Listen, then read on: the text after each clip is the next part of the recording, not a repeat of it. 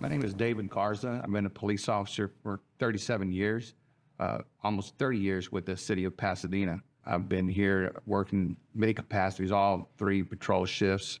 I've worked with the gang task force.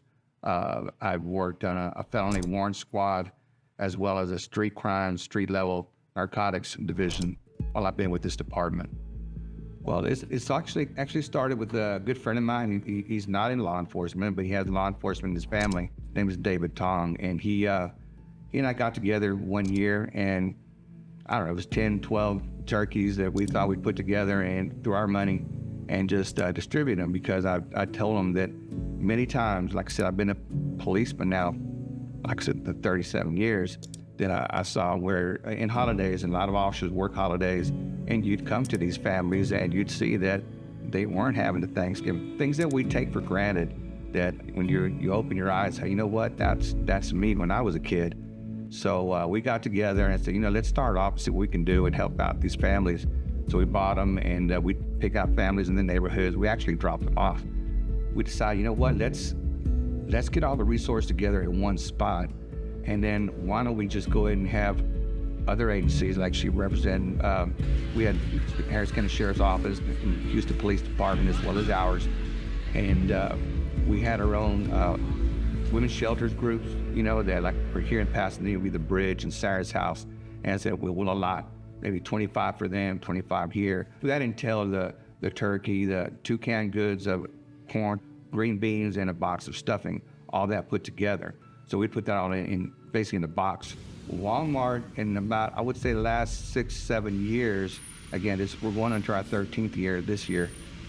Shout out to them, 1107 Saver. The management there saw the need, and they really do get involved in their communities. They've helped out many of our events, with our police department. Whether it's been maybe 3 or 4 managers I've worked with in the last couple of years, each and every one of them is just, definitely want to get involved. Over the years, what we've been doing, this particular event, every year there's something special that sticks out in your mind. You're thinking, what?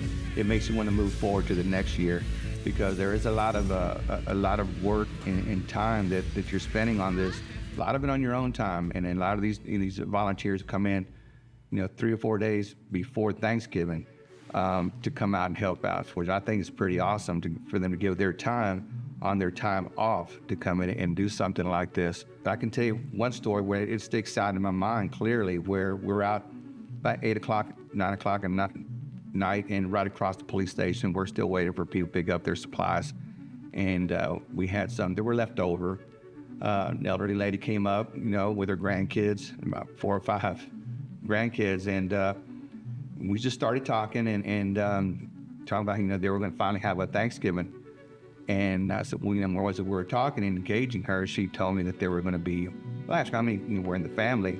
I don't know, she said like 15 something. I was like, okay, 15 or 20 people. I said, this is for a family of about 5 or 6 generally.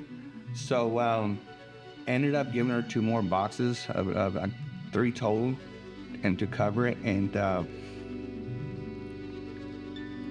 to see her tear up and see that their kids and them give you, just automatically just come give you a hug.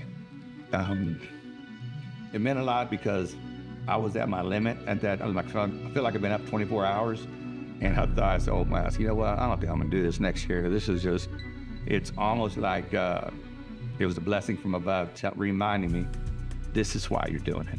And that always pushes me to the next year. When you start getting older, as I am now, and you start thinking, what's my legacy? Yes, my legacy, I made a lot of good arrests, a lot of things I could, law enforcement circles, you could, you got a story to tell, right? But if I was to sit down with my grandkids,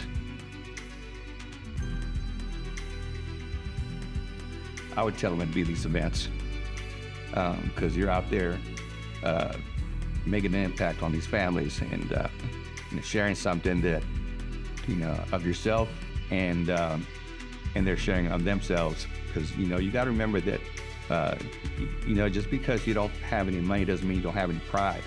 These families come, a lot of them, it's tough for them to come ask for help. I know, because I was there. but you need it nonetheless. So you have to push pride aside and do it to feed your kids. So it was almost like a mirror of what I grew up with. And I'm thinking, okay, I'm finally full circle. I'm able to come back and get, and not just myself, it's not about my show, it's about what so many people who volunteered their time and gave of themselves to say, hey, you know what? I felt that too, or I lived that too. And that is almost like, pushing everything forward. It's, I'm an optimist. I think this thing keep on going and going without me being here.